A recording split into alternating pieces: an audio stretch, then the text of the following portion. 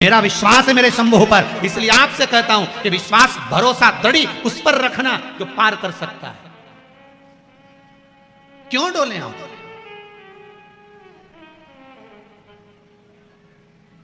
कभी एक आध बार तो हम भगवान से कह सकते हैं, भगवान तुम्हारे बिना मुझे नींद नहीं आ रही।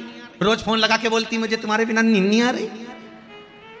कभी भगवान से भी तो कहो कि मैं जब तक तुम्हारा गुणगान ना करूं, जब तक मैं श्री शिवाय नमस्तुभ्यं का जाप नहीं कर लेती, जब तक मैं शिव महापुराण की कथा रात्रि को 15 मिनट पलंग पे नहीं सुन लूं, व्हाट्सएप पे, फेसबुक, यूट्यूब पे, तब तक मुझे नींद नहीं आती। आप में से कितने लोग हैं जो रात्रि को कथा सुन के सोते हो? कथा सुन के सोते हो? अरे वाह, जोरदार ताली। बहुत बहुत साधुवाद, बहुत बहुत साधुवाद। होना चाहिए। मेरा नियम है, मैं रात्रि को कथा सुनकर सोऊंगी, चाहे कुछ भी हो जाए। 5 मिनट सुनूंगी, 2 मिनट सुनूंगी, पर शिव महापुराण का स्मरण कर कर सोऊंगी, तभी जब शंकर का स्मरण कर लूंगी। क्यों? तो कहे ऐसा सुना है जिसका स्मरण कर कर सोते हैं ना, वो जरूर सपने में आकर दर्शन देता है। उसकी कथा सुनकर सोऊंगी, वो जरूर आएगा, वो जरूर मिलेगा।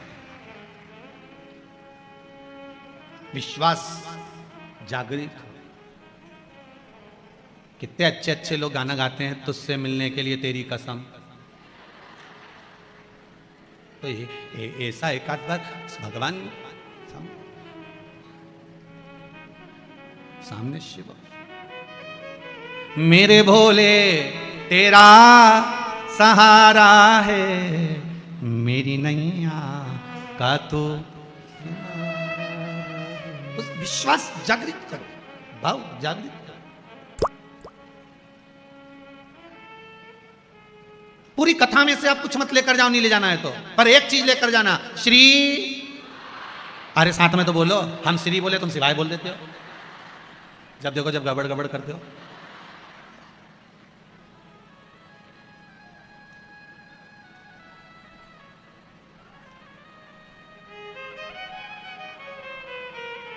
फिर से बोलो जरा, श्री शिवाय नमस्तुभ्यम। कथा में से अगर लेकर जा रहे हो, कुछ अच्छी चीज धारण कर कर ले जाओ, कुछ मत ले जाओ कथा में से। तो मंत्र शंकर का, शिव महापुराण का मूल मंत्र है श्री शिवाय नमस्तुभ्यम। ये द्रौपदी का जब चीर खींचा गया, द्रौपदी का जब चीर खींचा रहा था, 5 पति वहीं बैठे थे। कोई उठा जम के? तो बोलो नहीं। भीष्म पितामह बैठे हुए थे, उठे नहीं उठे।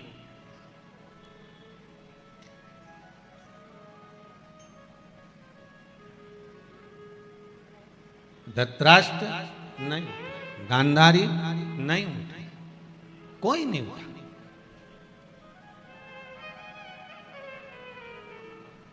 द्रौपदी रोती रोती अपने गुरुजी के सामने गई, गुरु द्रोणाचार्य के सामने, गुरुदेव मैंने आपसे गुरु मंत्र लिया, शिष्य हूं मैं आपकी, मैं आपकी चेली हूं, मैंने आपसे गुरु मंत्र। तुम भी अच्छे से समझ लेना रहे इंदौर वालों, समझ लेना जरा अच्छे से।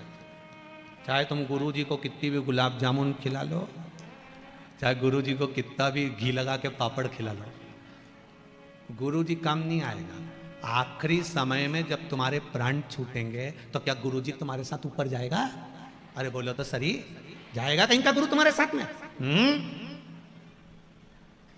कई चक्कर में मत पड़ जाओ रे, बिल्कुल चक्कर में मत पड़ना। गुरु द्रोणाचार्य करें द्रौपदी, इस सभा में जितने बैठे हैं कोई तेरा साथ नहीं निभाएगा। तेरे परिवार वाले, तेरे कुटुंब वाले, तेरे साथी। ये द्रौपदी के लिए गुरु द्रोणाचार्य नहीं करे, आपके लिए भी करें। जितने तुम्हारे परिवार में रह रहे हैं, एक भाई के पास में बहुत सारी दौलत है, दूसरा भाई कंगाल है। बड़े भाई के पास जब इतनी दौलत है तो 5-10 लाख रुपए छोटे को दे सकता है?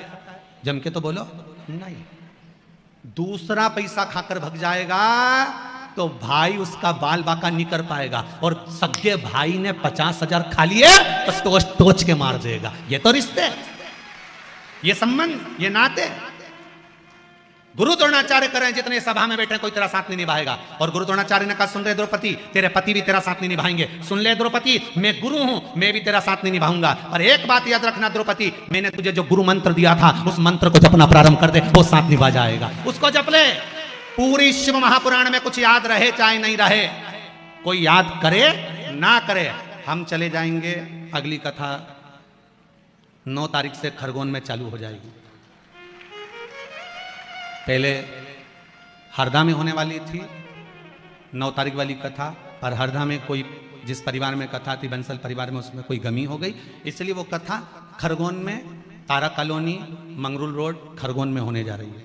तो हम तो चले जाएंगे 9 तारीख से 15 तारीख तक वहाँ कथा रहेगी, उसके बाद चले जाएंगे छिंदवाड़ा के पास कथा है, फिर वहाँ से भिलाई कथा है, तो कथाएं तो चलती रहेगी। पर हम फिर निवेदन कर रहे हैं, सियोर वाला महाराज तो अपनी जगह चले जाएगा, रिश्तेदार अपनी जगह चले जाएंगे, कुटुंब कबीला अपनी जगह चले जाएगा, टेंट बाद में उखड़ जाएगा, सब कोई अपनी जगह चले जाएंगे। तुम्हारे भीतर भी पूरी शिव महापुराण भले तुम्हें याद नहीं रहे मत रहने दो, पर गुरु द्रोणाचार्य कहते हैं अंतिम समय में जब दुशासन तेरा चीर खींच रहा है तो तू उस मूल मंत्र को याद कर ले। आपसे भी निवेदन है, दुख आए तो श्री शिवाय नमस्तुभ्यम याद कर लेना, सामने शंकर मिल जाए।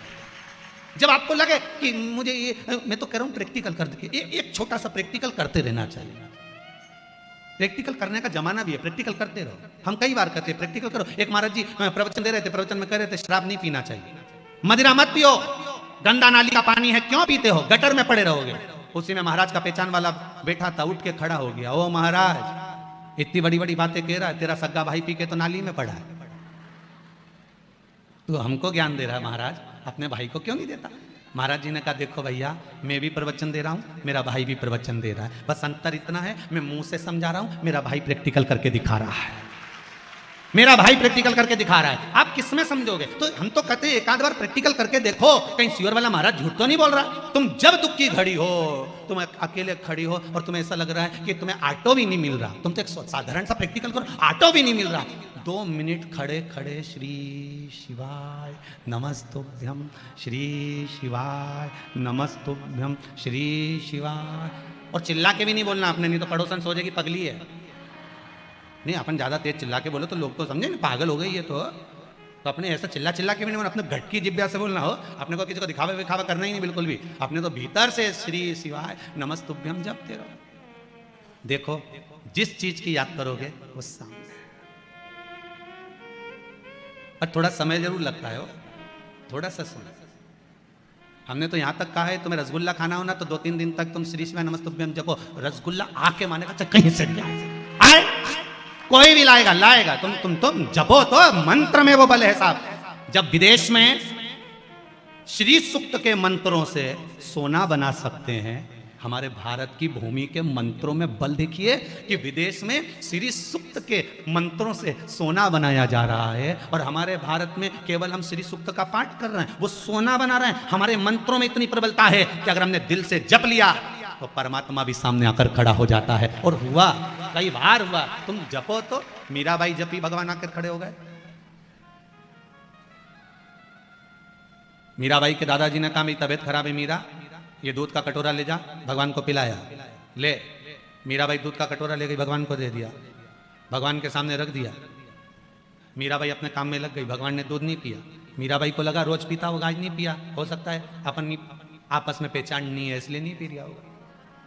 मीराबाई जब देखी कि भगवान दूध नहीं पिए, मीराबाई हाथ जोड़ के बोली बाबा ठाकुर कन्हैया दूध P low, P low.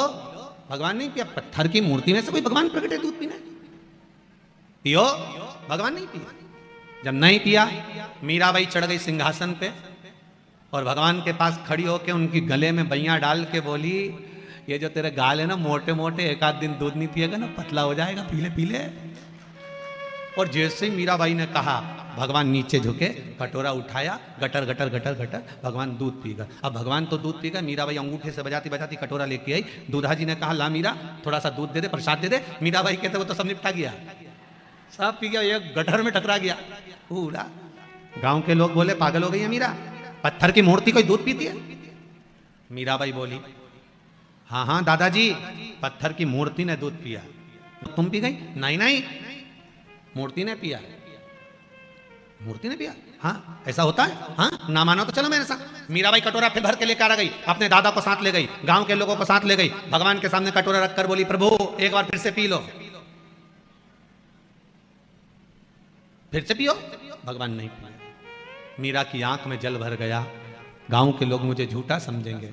Meera फिर सिंहासन पर चढ़ गई, भगवान के गले में बैया डालकर बोली अगर दूध नहीं पिया तो बाप की सौगंध है तेरे को। भगवान तुरंत नीचे झुके कटोरा उठाकर दूध पी गए, वापिस पी गए। भाव था, निर्मल भक्ति थी, तो भगवान को मिलने में देरी कहां लगी, मिला।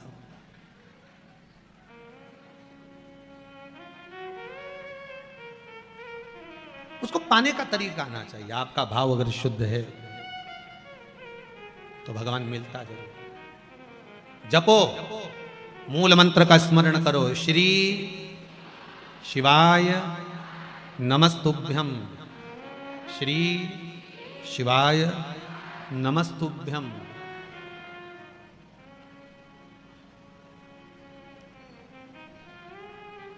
इस मंत्र का प्रभाव क्या क्या है,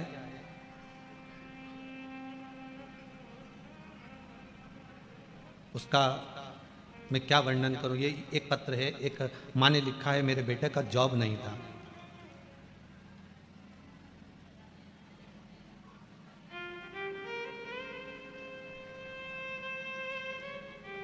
कौशल्या खंडेलवाल, कहाँ बैठी हैं, हाथ उठाइए।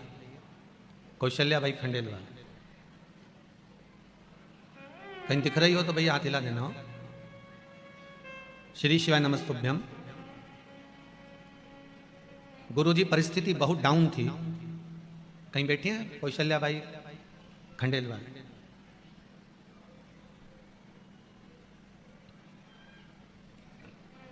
भूखे मरने की नौबत थी, कुछ भी नहीं था।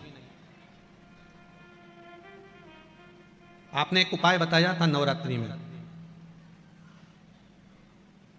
माता के चरणों में फूल चढ़ाने वाला, वो उपाय मैंने किया। कहां से पैसा आया, कैसे आया, पता नहीं पड़ पाया। 15 तारीख को कोई आया और उसने कहा कि अपन पार्टनरी में दुकान कर सकते हैं। 15 तारीख को रुपए देकर चले गया, 18 तारीख को मेरी दुकान खुल गई। यही भोलेनाथ जी की कृपा है। ये पत्र है उसका, कौशल्या भाई खंडेलवाल। ये पत्र बैंक वाला, कितना सुंदर लिखा है।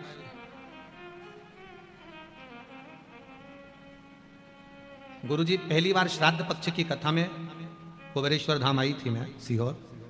पशुपतिनाथ का व्रत किया है। मेरे बेटे का कोई काम नहीं था, अब उसका जॉब बैंक में लग गया है। ये पत्र है,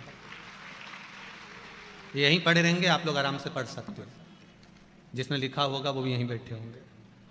शिव कृपा होती है, आप विश्वास से उसको आमंत्रित करिए, आप विश्वास से उसको बुलाइए, वो मिलेगा। श्री भक्त है, एक शंकर जी का भक्त, एक मेरा कन्हैया जी का भक्त। तीनों में थोड़ा थोड़ा सा विवाद हो गया। वो कहते हैं मैं राम जी को बुलाऊंगा, राम जल्दी आएंगे। वो कहता है मैं कृष्ण को बुलाऊंगा, कृष्ण जल्दी आएंगे। वो कहे मैं शंकर को बुलाऊंगा, शंकर जल्दी आएंगे।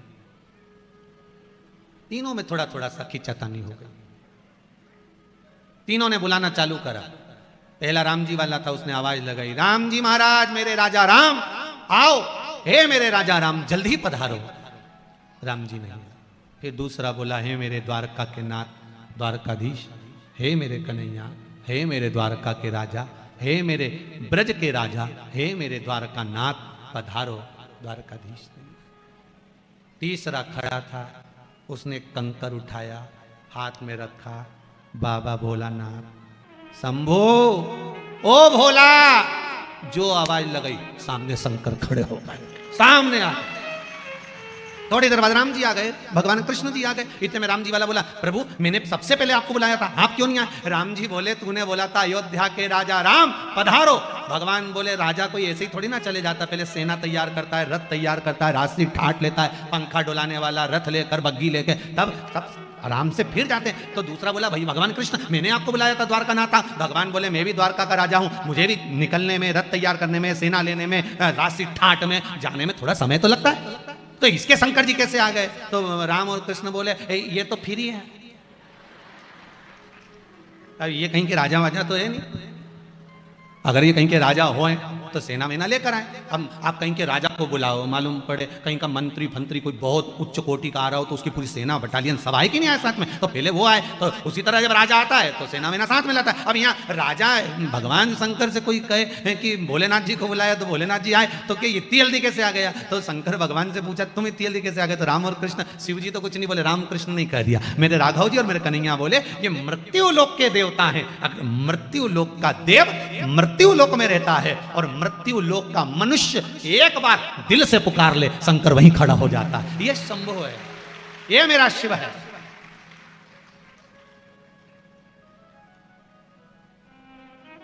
उसको पुकारो तो। मां अहिल्याबाई ने कितनी बार पुकारा और मेरा शंकर आके खड़ा हुआ है, मेरा शिव है सामने। माता अहिल्याबाई जब जब संकट में आती थी, माता अहिल्याबाई जब जब डोल जाती थी, माता अहिल्याबाई सामने जब खड़ी हो जाती और डोल जाती। आज दिल की सुनो कि दिमाग की सुनो, माता अहिल्याबाई सोच में पड़ जाती थी, तब शिव को याद करती थी। सामने शंकर के शिवलिंग को लेकर खड़ी हो जाती थी मां अहिल्याबाई और शिव को याद कर कर कहती थी, आप बताओ मैं दिल की सुनूं कि दिमाग की सुनो? शंकर आकर कह देते, जो तेरा दिल करे वो कर ले, दिमाग की मैं देख लूंगा। मेरा भोलेनाथ आकर माता अहिल्याबाई को समझा कर चले जाता, मेरा शंभू माता अहिल्याबाई के सामने आकर खड़ा हो जाता था। तो आपके सामने क्यों नहीं होगा? और आप तो इंदौर में रहते हो, अहिल्याबाई की नगरी में, आपकी तो वैसे अहिल्याबाई से पहचान अच्छी है, क्योंकि रोज राजवाड़ा से निकलते, उनके घर के सामने से निकलते, तो तुम्हारी तो पड़ोसन ही हुई ना, पहचान तो बड़ी ना। अब जब उनकी पहचान तुमसे तो उनकी शंकर जी से है, तो तुम्हारी भी शंकर जी से। पहचान वाली बात होती ना, जैसे तुमने कहा क्यों साहब तुम पहचानते हो सीवर वाला महाराज के? हाँ, हमारे यहाँ तुम आना जाना, हमें मिला दोगे क्या? हो तो उसी तरह तुम एक आध बार अहिल्याबाई से जाके निवेदन तो करो, माँ ये राजमाता नहीं है, हम तो कहेंगे माता अहिल्याबाई होलकर एक संत है, उस संत से जाकर प्रार्थना करो कि हमें शिव से मिला। वो राजमाता अपनी जगह पर है, पर एक संत भी है, एक साधु, एक तपस्वी, एक साधक, एक उपासक। माता अहिल्याबाई होलकर भगवान की भक्ति में डूबने वाली एक साधक भी है, एक संत भी है, एक साधना में रहने वाली एक भगवंत भी है, उपासक भी है।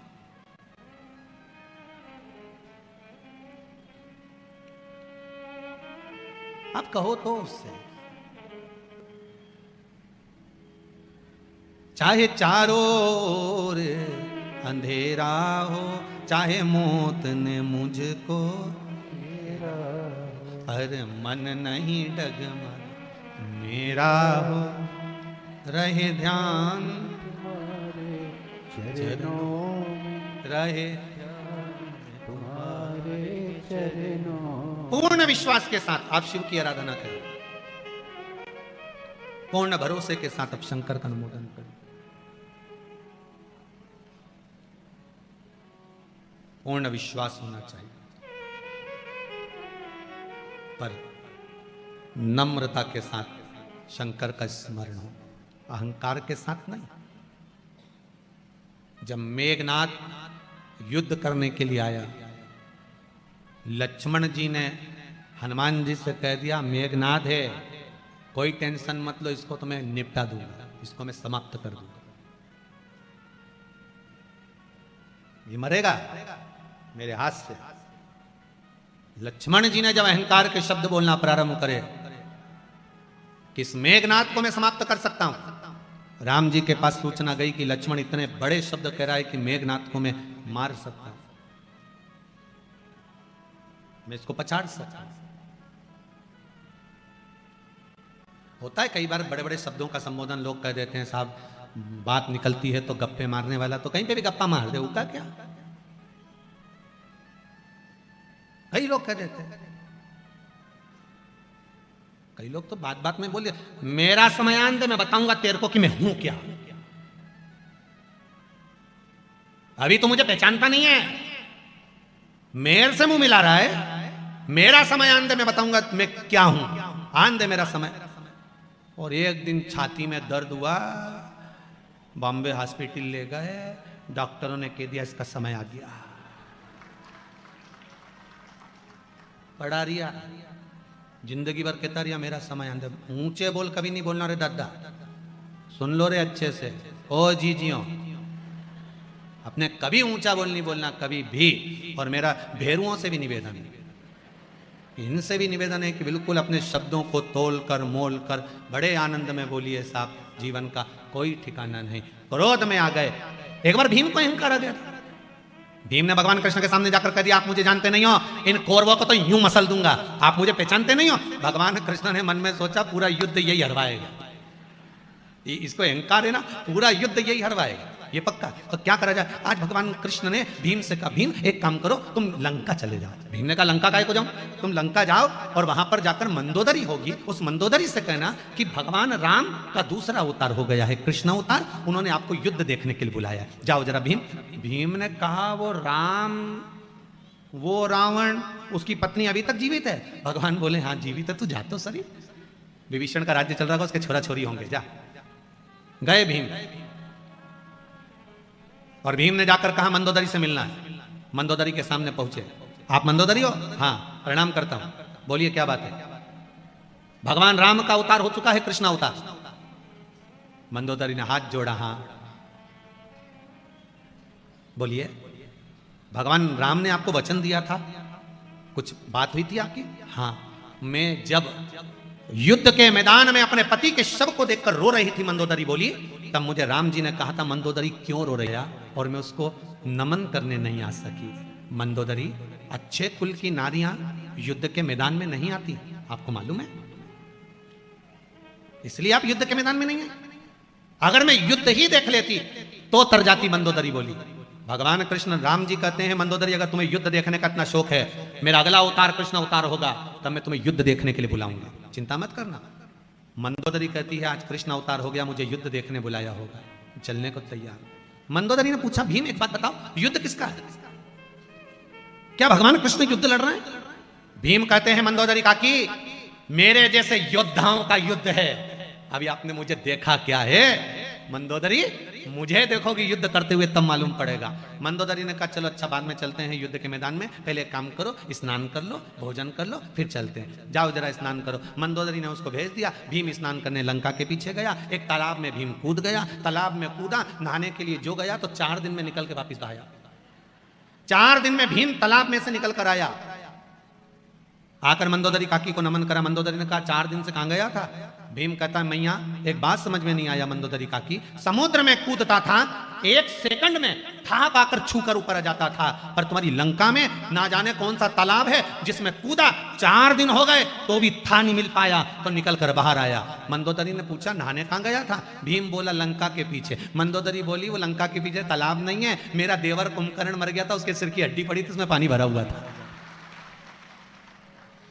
मेरा देवर कुंभकर्ण मर गया था जिसके सिर की हड्डी में पानी भरा था, उसमें नहाने में भीम तुझे 4 दिन लग गए, और तू कहता है मेरे जैसे शूरवीरों का युद्ध है, जिसके देवर के सिर की हड्डी में से निकलने में 4 दिन लग गया। अरे ओ भेरू, ये आंकड़ अपने पास रख ले। भीम की आंख में जल भर गया। मंदोदरी के चरण पकड़ लिए। पूरे कौरव और पांडवों का युद्ध देखना, सबका युद्ध दिखाया, पर भीम का नहीं दिखाया। जिसका अहंकार टूट जाता है वो कभी सामने नहीं आता है, सामने पहुंचता है। टूट गया है, समाप्त।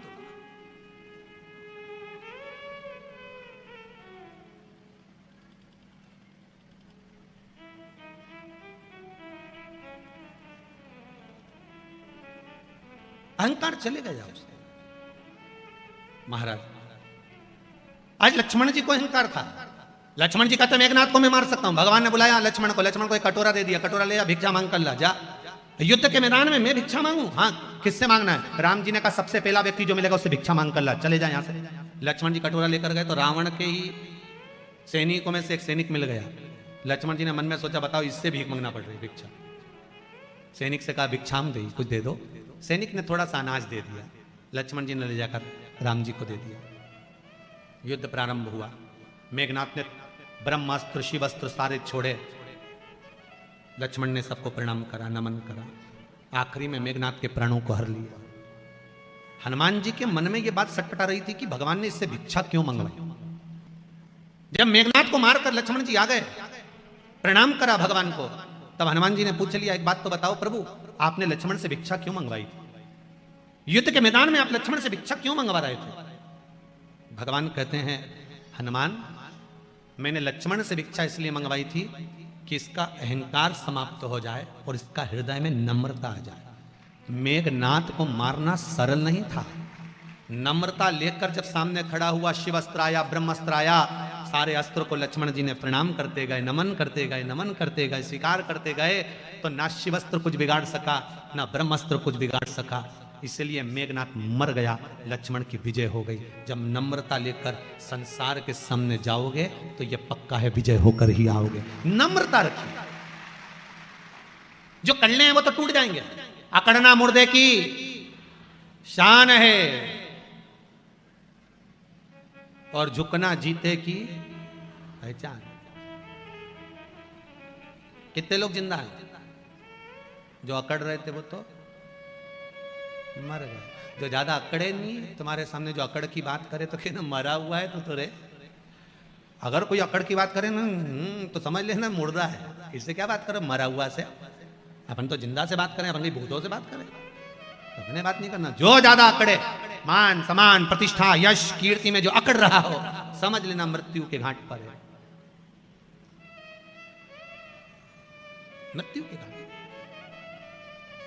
भजन करिए,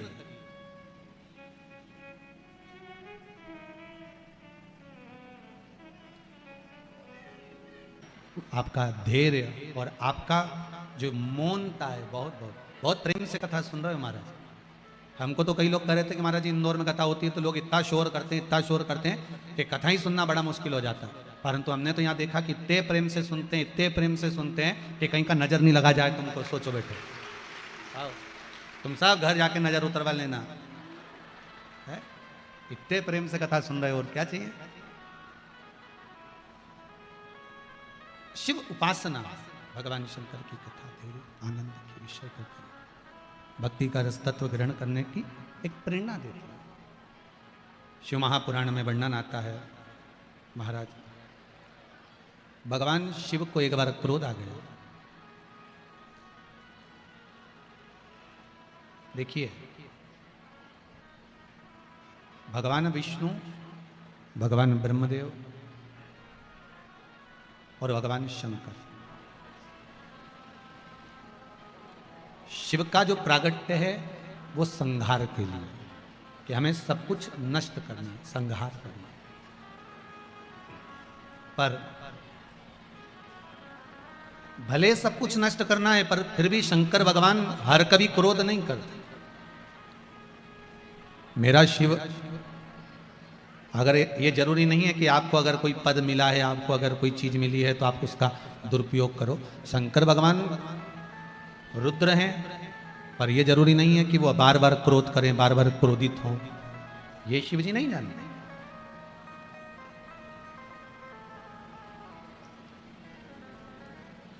कोई कह रहा था गुरुदेव, ये शंकर भगवान क्रोध करते हैं तो इनका पूजन, इनका अर्चन, इनकी सेवा, इनकी चाकरी श्रेष्ठतम है।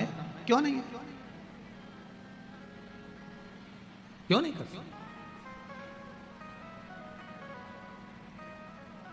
शिव क्रोध करते हैं, मना नहीं है, पर कब करना है, किस जगह पर करना है, किस स्थान पर करना है, ये शंकर अच्छी तरह से जानते हैं। मेरा भोलेनाथ किस जगह पर कितना क्रोध करना है। देखो, एक माता पिता अगर बच्चे पर बार बार क्रोध करेंगे तो बच्चा आपका कहना मानेगा क्या? जरा जम के बोलिए, मानेगा क्या? एक बहू को बार बार टॉर्चर करोगे, बार बार बोलोगे तो बहू आपकी कहना मानेगी क्या? नहीं। बेटा आपका कहना मानेगा क्या? नहीं। आप बार बार क्रोध करोगे तो नहीं मानेगा। हाँ, उस क्रोध को बचा कर रखो, जब जरूरत हो उस समय पर आप बोलोगे तो उसको स्वीकार करेगा। जहां जिस चीज की जरूरत पड़े वहां वो चीज होना चाहिए। हम पहले एक बात कहे थे आपको कि तीर्थ करने पहले के लोग जाते थे तो साथ में बर्तन, चावल, गेहूं, आटा, थोड़ा सत्तू, थोड़ा सामान बना कर ले जाते थे। आज के जमाने में कोई बना कर ले जाता है क्या? आज के जमाने में कोई बर्तन लेकर जाता है क्या? नहीं। आज के जमाने में क्या लेकर जाते हैं? 2000 के नोट की गड्डी जेब में फंसा और चले जा। सही है कि गलत है? बस कड़कता हुआ नोट जेब में होना तो गर्म पानी भी मिलेगा, कड़कता हुआ जेब में नोट होगा तो फिर तुमको भोजन भी मिलेगा, जो चाहो। फिर तो तुमको मीन समझ गए क्या? वो चाउमीन भी अगर मांगोगे तो मिल जाएगा, गोलगप्पा भी मांगोगे तो मिल जाएगा। आप अगर जा रहे हो फिर तो आपको प्राप्त हो जाएगा। आपके पास में, आपकी जेब में अगर धन है, 2000 के नोट की गड्डी, 500 के नोट की गड्डी आपकी जेब में पड़ी हुई है, 200 के नोट की गड्डी पड़ी है, 100 के नोट की गड्डी पड़ी है, कड़कता हुआ नोट आपकी जेब में है, तो आपको सारा सामान आपको हाथ की हाथ मिल जाएगा, कुछ ले जाने की जरूरत नहीं है। उसी तरह जीव जब यहां से जाता है कुछ लेकर जाता है क्या? कुछ भी नहीं। क्यों? फिर क्यों लिखा है गरुड़ पुराण में कि ऊपर जाओगे तो जैसा दोगे वैसा मिलेगा, तुम्हें डनलप का गद्दा मिलेगा, एसी का रूम मिलेगा, सोने की थाली में भोजन मिलेगा, बैकुंठ में इतना सुंदर कमरा, इतना सुंदर कक्ष मिलेगा। ये सब क्यों कहा जाता है कि आपको इतना सब कुछ प्राप्त होगा, इतना सब कुछ मिलेगा? उसका कारण क्या है? तो शास्त्र कहता है भगवान के नाम की गड्डी अगर हृदय में बांध कर ले जाओगे तो सारा सुख वैकुंठ में भी प्राप्त हो जाएगा। बस भगवान के नाम की गड्डी होना चाहिए, भगवान का नाम साथ में होना चाहिए।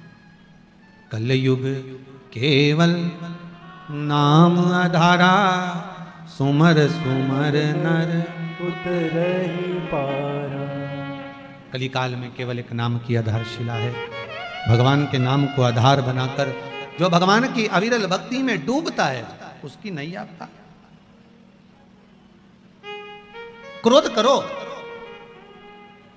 मना नहीं है, पर जरा जरा सी बात में क्रोध करो, ये कहां की बात है?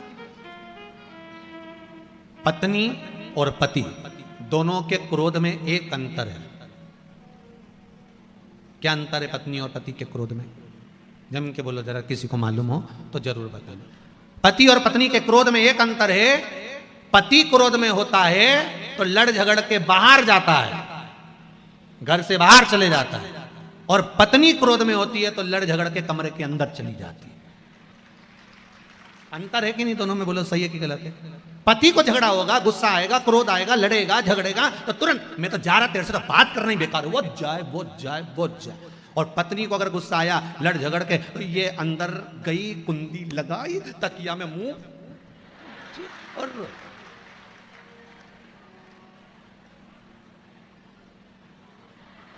सही है कि गलत है? अरे बोलो तो सही। कभी तुमने किसी की लड़ाई में देखा कि पति अंदर घर में गया और पत्नी बाहर? वो नहीं जाए।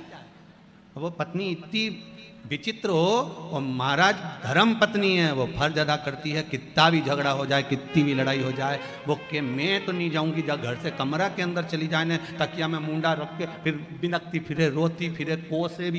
कोसे किसको? जिसने बीच में रहकर शादी कराई थी। बाकी क्या किसको थोड़ी ना कोसे, बताऊं वो उसको ही कोसे। तो तुम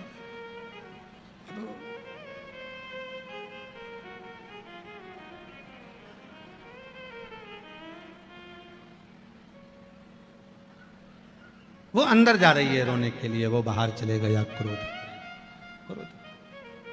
होता है कभी कभी। एक व्यक्ति झगड़ा कर कर बाहर गया, उसने कसम खा ली कि अब मैं घर ही नहीं आऊंगा चाहे कुछ भी हो जाए। ये रामेती से जब जब मेरी लड़ाई होती है, मैं हमेशा घर से बाहर हो जाता हूँ। ये कभी घर से नहीं निकलती, मैं ही जाता हूँ। अब इस रामेती का तो मुझे मुंह ही नहीं देखना, चाहे कुछ भी हो जाए। अब वो झगड़ा करके चले गया। जैसे ही बाहर निकला, सामने से एक बहुत बड़ा ट्रक आ रहा था। इसके पुण्य सामने आ गए, आकाशवाणी हो गई, सामने से ट्रक आ रहा है, ड्राइवर सो गया, वहां से हट जाओ, मर जाओ। बेचारा साइड में हो गया। भले ट्रक में मर जाऊंगा पर रामेती तेरा मुंह नहीं देखूंगा। और आगे गया, सामने से एक बहुत बड़ा पत्थर लुढ़कते हुआ आ रहा था। आकाशवाणी हो गई, सामने से पत्थर आ रहा है, एक साइड हो जा। फिर और आगे बढ़ा, एक बस में चढ़ने लगा। आकाशवाणी में मत चढ़ना, इस बस का आगे जाके एक्सीडेंट होने वाला है। अब ये गुस्से में लाल हो गया। तू है कौन जो इतना ज्ञान दे रहा है? बस में चढ़ने के लिए बोल रहा है मत चढ़। जब घोड़ी पे चढ़ा था जब नहीं बोला कि मत चढ़? उसी दिन बोल देता, नहीं चढ़ता मैं एक बार भी। इतना में रामेती ने अपने छोरा उनको बोला, जरा थोड़ा फिर पिताजी के देखिए, अरे सुबह से रोटी वोटी नहीं खाई हो? तो मालूम पड़ा कि वो तो दरवाजे पे ही भैंस की पूंछ पकड़ के चिल्ला चोट कर रहा, नहीं जाऊंगा नहीं जाऊंगा। भैंस आगे बढ़ती जाए, ये भैंस की पूंछ पकड़ के पीछे हटते जा, नहीं जाऊंगा। इतने में रामेती बाहर आके बोली, क्यों चिल्ला चोट कर रहे हो? वो तो आ नहीं रहा था, भैंस लिया ही जबरदस्ती की। नहीं तो मैं कहीं आ रहा था, तो भैंस मुझे पकड़ के लिया।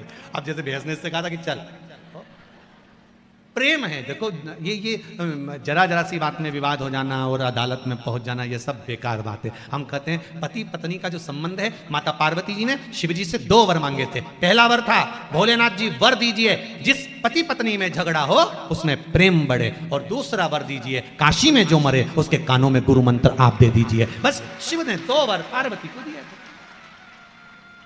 माता पार्वती को शंकर भगवान ने 2 वर दिए थे। पति पत्नी में झगड़ा होगा, आपस में प्रेम बढ़ेगा। आज भी पति पत्नी में झगड़ा होता है, दोनों में प्रेम बढ़ता है। कितना भी झगड़ा कर ले, आखिरी में पति घर आकर पूछता जरूर है, क्यों तेरी मम्मी कहां गई? तुरंत पूछे। तुरंत झगड़ा, प्रेम बढ़ गया। काशी में जो मरेगा उसके कानों में गुरु मंत्र आपको देना पड़ेगा। इसलिए काशी में मरने वाले का सीधा कान मरते ही टेढ़ा हो जाता है, क्योंकि पार्वती जी ने शिव जी से वर मांगा था, सीधे कान में मंत्र देकर आप मोड़ देना, मैं समझ जाऊंगी कि आपने गुरु मंत्र दे दिया। काशी अभिमुक्त नगरी है, जिसमें मंत्र प्राप्त करने पर मोक्ष की अनुभूति हो जाती है, मोक्ष पद प्राप्त। शिव पुराण कह रहे हैं महाराज, शिव जी को एक बार क्रोध आया, उस क्रोध को ब्रह्मा जी ने घोड़े का रूप दिया, घोड़ा समुद्र में जाकर फेंका, जलंधर की उत्पत्ति हो गई। जलंधर का विवाह वृंदा के साथ में हो गया। वृंदा पतिव्रता धर्म का पालन करने वाली थी, पति को परमेश्वर मानने वाली थी, पति के चरणों का नित्य स्मरण करने वाली थी वृंदा। भगवान की भक्ति में वृंदा ऐसी डूबी, ऐसी डूबी। इधर पति गलत काम कर रहा है और वृंदा भगवान का भजन कर रही है। शिव महापुराण की कथा कहती है, हमारे घर में, हमारे परिवार में, हमारे कुटुंब में कोई एक व्यक्ति ऐसा भगवान देता है जिसके भजन के कारण बस हम सब अपनी जिंदगी सुख से जीते हैं। कोई एक व्यक्ति हमारे परिवार में ऐसा होता है, कोई एक। आप इस अभिमान में मत रहना कि आपका दिया खा रहा है, नहीं नहीं, परिवार में जरूर कोई ऐसा व्यक्ति होगा जिसके भगवान उसकी कृपा का हमको दे रहा है। सबको धन्यवाद देते रहा करो, जब मर्जी मिले तब। बेटी अपने भाग्य का, बेटा अपने भाग्य का, माँ अपने भाग्य का, पति अपने भाग्य का, पत्नी अपने भाग्य का, कोई किसी का नहीं खाता, सब अपने भाग्य का खाता। और जितना जहां का जिस भूमि का लिखा होता है खाना, व्यक्ति वहीं का खाता है। बहुत ध्यान देना महाराज, जिस भूमि का लिखा हुआ है, आपको जहां जिस जगह का लिखा होगा कि आपको यहां का भोजन करना है। गए थे किसी के यहाँ शादी में, कई बार शादी में भी खाना खाकर नहीं आते, दूसरी जगह खाना पड़ता। मामा जी के यहाँ चले गए, मौसी जी के यहाँ चले गए, क्यों? तुम तो शादी में वहां गए थे, माँ का खाना नहीं लिखा था, माँ का अन्न नहीं लिखा था, आप दूसरी जगह पर जाकर खा ले, माँ का नहीं लिखा। शिव भक्ति प्रबल भक्ति। महाराज वृंदा का सातित्व बड़ा प्रबल था, जिससे जलंधर बच जाता था। अब की बार भगवान नारायण ने भगवान शिव जी से कहा, भोलेनाथ इस जलंधर को मार दीजिए। शंकर भगवान करे जलंधर को मारने में मैं देरी नहीं करूंगा, पर वृंदा का सातित्व भी तो दिखाना पड़ेगा। एक सातित्ववान पतिव्रता धर्म का पालन करने वाली नारी, पति को परमेश्वर मानने वाली नारी, उसका सातित्व दिखा देना कोई सरल बात है क्या? बहुत कठिन बात, बहुत कठिन। पर सातित्व भी ओरिजिनल होना चाहिए, दिखावे का नहीं। आज के जमाने में तो सातित्वता का भी दिखावा होता है। मेरे बराबर कोई शंकर जी की पूजन नहीं कर सकता। जितनी अच्छी मैं देवी जी की पूजन करती हूँ, उतना अच्छा देवी जी का भी कोई पूजन नहीं कर सकता। जितना मैं मंत्र का स्मरण करती हूँ, उतना कोई मंत्र का स्मरण नहीं कर सकता।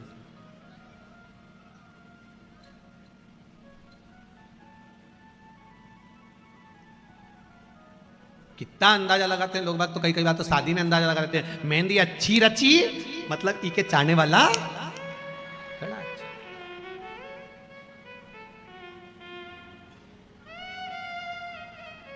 अच्छा, मेहंदी से पहचान हो जाती है कि इसके चाहने वाला अच्छा है, ठीक है।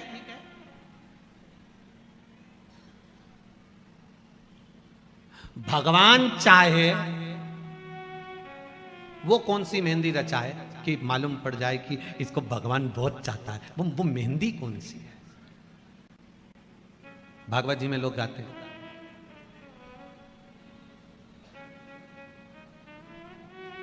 आओ मेरी सखियों मुझे मेहंदी लगा दो और मुझे भोले बाबा दुल्हन बना दो। ऐसी पहनूं चूड़ी जो कबहू न टूटे, ऐ सवरूं दूल्हा जो कबहू न छूटे, अटल सुहाग की बिंदिया लगा दो मुझे भोले बाबा की दुल्हन बना दो। मुझे शंभू बाबा की दुल्हन बना दो। वो मेहंदी कौन सी है जिसको रचा तो लगे कि भगवान हमको ज्यादा चाहता है? वो कैसी मेहंदी? कहा वो मेहंदी नहीं है, वो आपका विश्वास है। पहले आपके साथ में भी ऐसा होता होगा, जितने बैठे हो ना सबके साथ ऐसा हुआ है। आपके घर में परिवार में माता हो, पिता हो, पत्नी हो, पति हो, बच्चे हो, कई बार कह देते हैं पापा ये ऐसा मत करो, ये गलत हो जाएगा। कई बार माँ कह देती बेटा ये तू ऐसा काम कर ले, हो जाएगा। कई बार पत्नी कह देती सुनो आज मेरा मन कर रहा है कि आप ये काम करोगे ना तो हो जाएगा, और वो हो जाता है। माँ ने कहा, कई बार लोग कहते हैं हमारी माता के वचन बिल्कुल सत्य होते हैं, कई कहते हैं हमारे पिता के वचन बिल्कुल सत्य थे, कोई कहते हैं मेरी पत्नी ने जो बोला बिल्कुल सही बोला, कोई कहती है मेरा पति बोलता है बिल्कुल सत्य बोलता है, कई बार मेरी बेटी बोलती है सत्य बोलती है। कारण क्या है? मतलब आपके हृदय में शंकर के चरणारविंद की मेहंदी रच चुकी है, इसलिए आपकी वाणी सत्य बोल रही है। वो मेहंदी रच चुकी है, इसलिए वाणी सत्यता की निकल, वो सत्यता की वाणी। महाराज होता है थोड़ा आपके जीवन में जब सत्य प्रवेश करता है, आपके जीवन में जब सत्य प्रवेश करता है, शिव प्रवेश करता है, आपके जीवन में जब भगवान प्रवेश करते हैं, आपके जीवन में जब भगवान का चरणारविंद प्रवेश करता है, आपके जीवन में जब भगवत तत्व प्रवेश करता है, आपके जीवन में शंकर की कथा जब प्रवेश करती है, तो एक मन में थोड़ा सा उमंग था, थोड़ा सा हलचल, थोड़ा सा उत्साह पैदा कर देती है। सत्य बताना ईमानदारी से कि आप लोग जब यहाँ आते हो तो आपको कोई टॉर्चर नहीं करता कि चल, आपको कोई ये नहीं कहता कुंडी बजा कर कि चल, आपका दिल अंदर से कहता है कि मुझे कथा में पहुंचना है। आपको कोई टॉर्चर नहीं कर रहा है, आपको कोई बोलने नहीं गया, आपको कोई कहने नहीं गया कि आपको आना पड़ेगा, पहुंचना पड़ेगा, या आपके लिए हमने ये व्यवस्था कर रखी है तो आपको वहां जाना ही पड़ेगा, हमने आपके लिए गाड़ी लगाई, हमने आपके लिए घोड़ा लगाया। आज के जमाने में तो लोग बुलाने के लिए गाड़ियां लगाते हैं, बस लगाते हैं, ऑटो लगाते हैं कि वहां से इतनों को लेकर आओ, वहां से इतनों को लेकर आओ और कथा का पंडाल भर दो। यहाँ किसी ने तुम्हारे लिए गाड़ी लगाई? जम के तो बोलो। उल्टा 10 रुपया रोज तुम्हारा ही खत्म हुआ।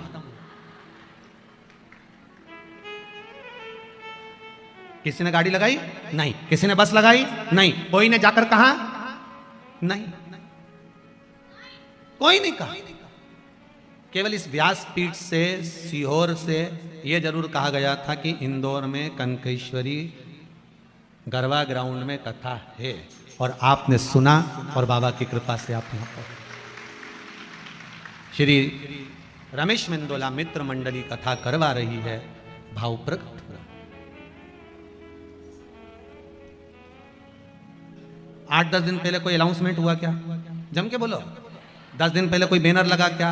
नहीं, कुछ नहीं, क्योंकि बैनर लगाने की जरूरत नहीं है। शंकर के नाम का बैनर आपकी चित्त वृत्ति में, आपके मन में लगना चाहिए, तब शंकर खुद बुला लेंगे। रचना मेहंदी, बाहर की मेहंदी की रचाई अपन कर देते हैं, ये बहुत चाहते हैं, वो बहुत स्नेह करते हैं, पर भीतर की मेहंदी की जो रचाई है वो शंकर अगर वाणी से सत्य निकालना प्रारंभ कर दे। बहुत बहुत निवेदन करूंगा जीजियों, माएँ बैठी हैं, मेरी माताएं बैठी हैं, बहनें बैठी हैं, नमन करते हुए आपसे कहूँगा, मेरे भाई लोग बैठे हुए हैं, इनसे भी कहूँगा, दिल से अगर आप शंकर को रिझा रहे हो ना, तो ये व्यासपीठ से कहता हूँ कि आप 3 महीने में कुबेरेश्वर धाम सीहोर पहुंच जाओगे। दिल से अगर रिझाया है आपने, शंकर को मनाया, दिल से प्रार्थना करी, मेरे शंभू से, मेरे ओघड़दानी, मेरे त्रिकालदर्शी, मेरे कैलाशी से, आप कहे दिल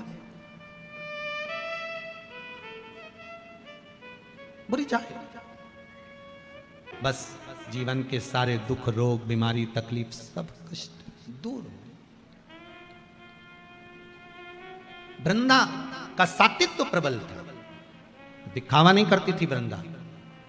शंकर को हम कभी नहीं, आपने कभी शिव पुराण के माध्यम से कभी सुना कि हमने आपसे कहा कि आप शिव जी के मंदिर में जाकर इतने रुपए खर्च करना, या इतना रुपया देना, या इतना आप लगाना? कभी कहा? यहां से व्यासपीठ से कभी नहीं बोले कि आप इतना खर्चा करो या आप इतना लगाओ। व्यासपीठ से इतना जरूर बोले हैं कि 1 लोटा पानी, या कभी बोला होगा तो फूल या शमी पत्र या बेल पत्र, और बोला होगा तो तुम्हारे घर में जो सामान होगा वही बताया होगा, शहद है, घी है, या शमी पत्र है, या पीपल का पत्ता है, या आदि कादि, काली तिल, काली मिर्च, आदि कादि जो भी होगा वही आपके घर में जो है वो शिव को दो। जो तुम्हारे पास है वो भगवान को दो, भगवान उसको स्वीकार करेगा। तुम्हारा अपना जो तुम्हारे पास में है वो आप भगवान को दो, भगवान से स्वीकार करें। अब शिव को प्रदान करो तो दिल से दो, जो भी दे रहे हो ना दिल से प्रदान करो। आज एक बात और बहुत ध्यान से सुनिएगा महाराज, कभी आपको लगे ऐसा कि व्यापार बहुत अच्छा चल रहा था और एकदम बंद सा हो गया, फैक्ट्री चल रही थी एकदम बंद सी हो गई, मेरा व्यापार ही नहीं बढ़ रहा, तो प्रयास करना तांबे के कलश में जल लीजिएगा, बेलपत्री नीचे हाथ में रखिएगा, तांबे के कलश को उसके ऊपर रखिएगा, तांबे के कलश को उसके ऊपर रखिएगा महाराज, उल्टा हाथ उस तांबे के कलश पर रखिएगा, अपना नाम और गोत्र का स्मरण करिएगा। ऐसा कैसा ही पात्र लेकर जाइए, अंगूठे से और उंगलियों से पात्र को पकड़कर बेलपत्री हाथ में ही रखे रहने देना। अपनी जिस कामना से जो भी व्यापार है आपका, जो फैक्ट्री है, जो व्यवसाय है नहीं चल रहा, या इंटरव्यू के लिए जा रहे हो नहीं हो रहा, तो जल का पात्र पकड़कर हाथ का स्पर्श कर कर जल श्री तुम्ब रूपेश्वर महादेव, कौन से महादेव? तुम्ब रूपेश्वर महादेव के नाम से शिव को चढ़ा दीजिए। बाद में पात्र को नीचे रखकर बेलपत्री शंकर जी पे जब चढ़ाएं तो इस डंडी के भाग को अशुक सुंदरी का स्थान होना चाहिए। चढ़ाते समय डंडी का भाग अशुक सुंदरी की ओर रख दें महाराज। झोली पसार कर प्रणाम करें, बाबा से निवेदन कर कर आए। 3 से 4 दिन लगेंगे, जो व्यापार ठप पड़ा था उसमें थोड़ी सी उन्नति होना प्रारंभ हो जाएगी।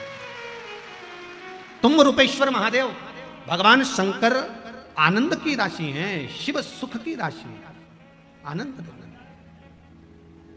शंभो शरणे मांगू दुख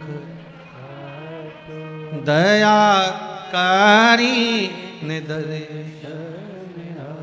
भगवान शिव ओघड़दानी त्रिकालदर्शी कैलाशी अविनाशी शंकर के चरणारविंद का रस स्वादन सुख दे। महाराज माता वृंदा देवी का सातित्व प्रबल था, कैसे मारा जाए? शंकर भगवान ने भगवान विष्णु से कहा, मैं इसका सातित्व प्रबल है इसलिए मार नहीं सकता, इसका सातित्व जब डोलेगा तो मैं इसको मार सकता हूं। तो सातित्व कैसे डोलेगा? तो भगवान विष्णु ने कहा, एक काम करता हूं, मैं जलंधर बनकर उसके घर में जाता हूं, आप जलंधर को युद्ध के मैदान में ले जाओ,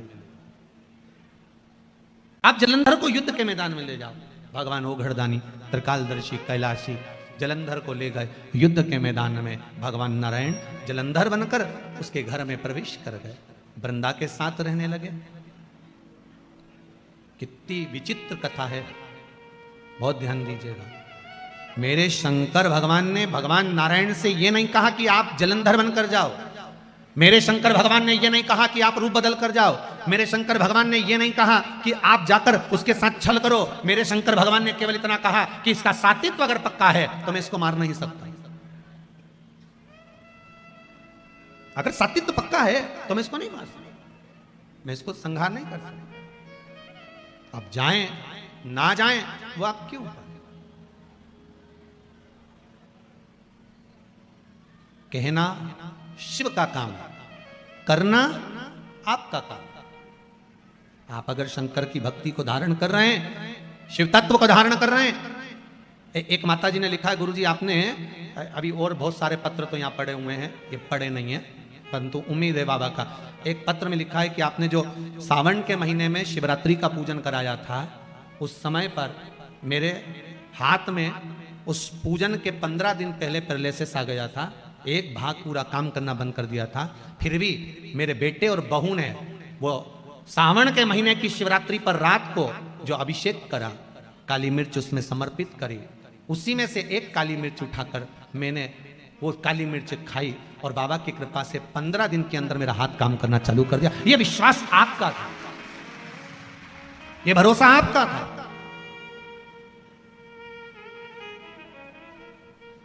कई लोगों ने वो काली मिर्ची का विरोध भी करा क्योंकि मिर्ची जरा ज्यादा लग गई थी। अब जो नहीं पढ़ता है उसको तो मालूम ही नहीं कि काली मिर्ची का वर्णन लिखा हुआ है। पहले भी हमने श्योर व्यासपीठ से कहा कि इस अध्याय में, इस श्लोक में, इस जगह पर लिखा हुआ है कि शंकर को काली मिर्ची चढ़ती है। बोला था कि नहीं बोला था? बोला था ना। अब उसके बाद भी अगर लोग उस चीज का, क्योंकि व्यक्ति है, मानव है, ये मानव शरीर है, इससे और हम कहते हैं कि प्रयास करेंगे हम अपनी जिंदगी में, और आज तक भी प्रयास करते रहे हैं। आपका विश्वास कभी नहीं तोड़ेंगे, इतना भरोसा रखना। इस व्यासपीठ से वही बोलेंगे जो इस शिव महापुराण में लिखा होगा। जो उपाय बताएंगे वो पुराण के अंतर्गत के बताएंगे, एक भी उपाय ऐसा नहीं बताएंगे जो जीवन में दुख दे। और आप लोगों ने उपाय करे होंगे, सबको लाभ मिला होगा। बोलो मिला कि नहीं मिला? इंदौर जैसे शहर के लोग भी अगर उपाय कर रहे हैं तो उसका लाभ जो लिखा है उसको बताओ। मां अपने बेटे को भी कहती है कि बेटा जा रहा है, सुनो, तोरण पर जाओगे, घोड़ी पर चढ़कर जाओगे, तोरण लगाओगे, अंदर जाओगे, तुम्हारी सासू मां तुमको कुछ खाने को देगी तो एकदम मुख आगे मत करना, वो हाथ खींच लेगी। बोलो समझा के भेजती कि नहीं भेजती? मां भी समझा के भेजती है। मेरे वेद व्यास जी महाराज ने अगर ये 24,000 श्लोक की शिव महापुराण की रचना करी है तो जनमानस को समझाने के लिए करी है कि अगर जीवन में दुख है तो शंकर को ये वस्तु समर्पित कर देना, शिव तेरा कार्य कर देगा। शंकर